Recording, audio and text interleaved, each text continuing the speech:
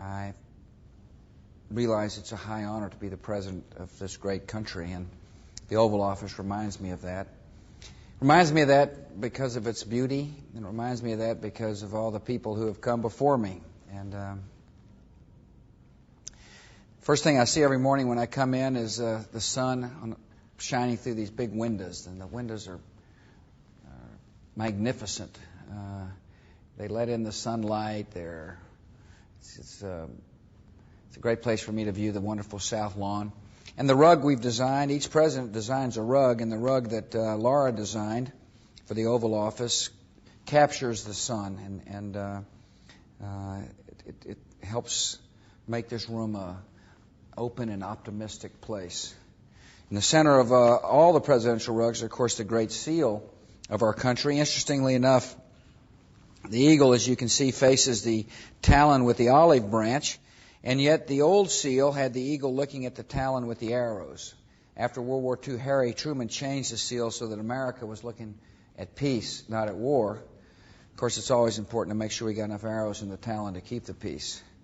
I sit here at this desk. It's a famous old desk called the HMS Resolute. It has been used by a lot of presidents. President Roosevelt used it.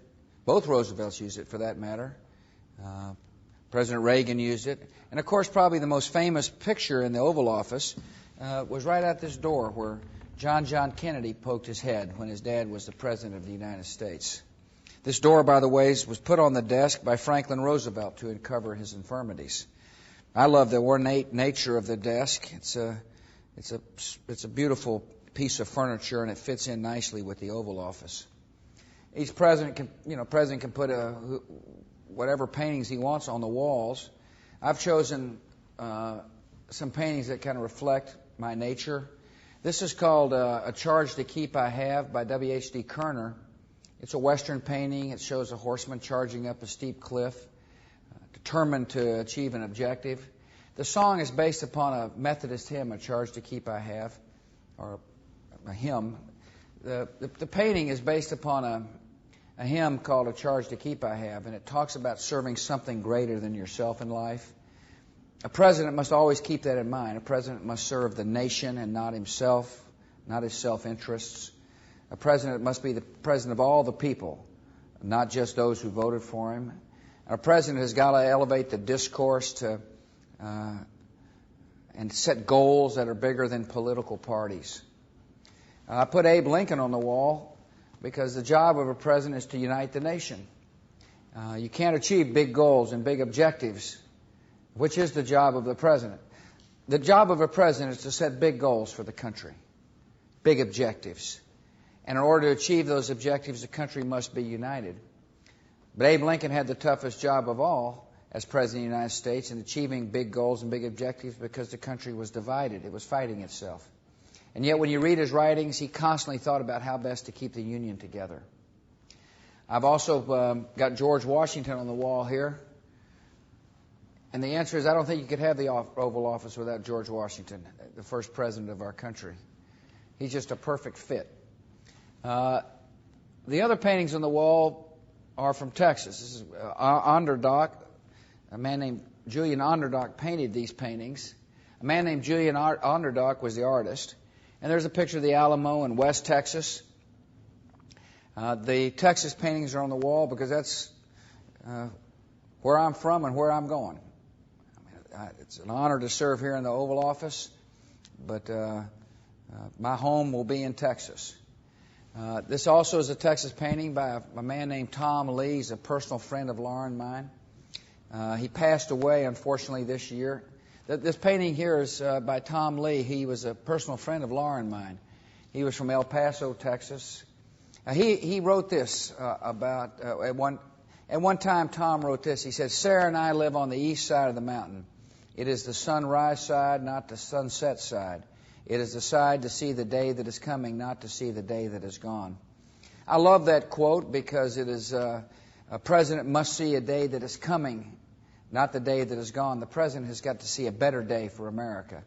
And I do see a better day for this country. And this painting reminds me of the optimistic spirit that I feel in my heart about the country. And finally, The final painting is also a Julian Onderdock. It's a beautiful setting of Texas bluebonnets, which is the Texas flag. The painting is a setting of Texas bluebonnets. It's done by Julian Onderdock. This kind of reminds me of our ranch in the Crawford area, and even though I don't get to spend as much time as I'd like to, just looking at the picture kind of reminds me of a place that Laura and I love. I've got 3 busts here in the Oval Office. The first that I'd like to show you is of Winston Churchill. This was on loan from the British government. My friend, the Prime Minister of Great Britain, heard me say that I greatly admired Winston Churchill, and so he saw to it that the government loaned me this, and I'm most honored to have this Jacob Epstein bust of Winston Churchill. I like Churchill because he was a great war leader. He was resolute, he was tough, he knew what he believed, and he had a fabulous sense of humor. And in this job, believe me, you've got to have a sense of humor. Otherwise, it makes for the days awfully long and the nights awfully short. This is Abraham Lincoln. Again, Lincoln, as you can tell, is one of my favorite presidents because of not only because of his great wisdom and strength, but because he loved America and realized a united America is important for the future of our land. And finally, Dwight David Eisenhower, Ike. Finally, we got Dwight David Eisenhower here. He was a steady, solid president. He performed well in office. In this town, there's a lot of talk and sometimes not enough action and results. And Eisenhower was a modest person who did a heck of a lot of good work on behalf of all Americans, and I appreciated his leadership style. One of the things that people see in the Oval Office, of course, when the President speaks from the Oval Office, is the pictures behind his desk, and my pictures are my family.